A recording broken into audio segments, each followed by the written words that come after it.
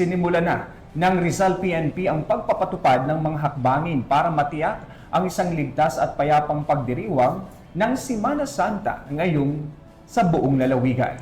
Patuloy ang pagbabantay ng pulisya at nakahanda ang buong hanay na tumugon sa anumang emergency o insidente, lalo na sa mga araw ng Huwebes Santo at Biyernes Santo, kung kailan inaasahan ang dagsa ng mga tao. Nakatutok dyan si Patrolwoman Mary May Sarturio.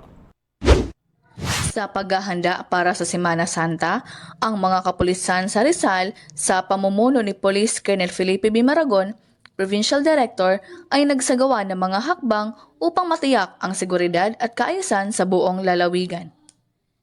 Isa sa mga pangunahing hakbang ay ang pagtatayo ng mga checkpoints sa mga pangunahing kalsada at ang pagpapakalat ng mga kapulisan sa mga lugar na madalas puntahan ng mga mamamayan, tulad ng mga simbahan at mga pampublikong parke upang magsagawa ng regular na inspeksyon at monitoring.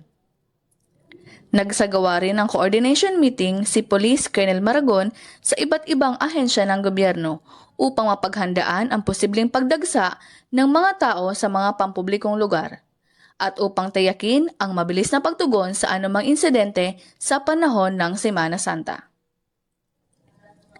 Bukod dito, nakaalerto na rin ang mga kapulisan para sa mga anumang insidente o aberya, kabilang na ang mga aksidente sa kalsada at iba pang mga emergency situations.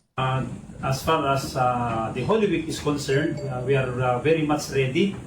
All systems go na kami dito sa Rizal in coordination with partner agencies and the local government units. Sa probinsya, andyan din yung mga munisipalidad, and yung kanilang mga agencies like the DRRMOs, kasama yan, napaka-importante ng role nila, and yung mga force multipliers, napaka-importante yan. During the Holy Week ay mas plano nating i-enhance.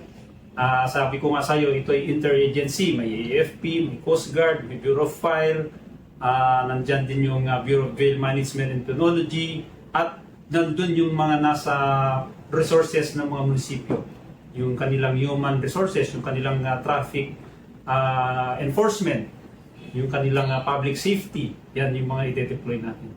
May mga assistance booth, no? May mga water station, yan.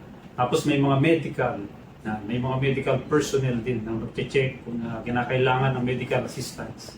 Yung mga pagdadala ng mga pointed objects like knife, no, na pwedeng makasakit. Bawal ho yan. No? And of course, bawal din yung alak. Importante yan. No? We have to consider na ito ay Holy Week. Bawal po yung mga ganyang, it will be treated as contraband. Yung tungkol sa aray lakad, sana i-discourage natin na magdala ng mga bata. Dahil yung challenge nga sa crowd, no? Baka sila pa yung unang natin, no? Makaabala sa operations natin, no? Lalo na yung mga bata at mainit. I-consider din natin yung weather condition, no? So magdala rin ng mga tubig, no? Mga pang-replenish, no?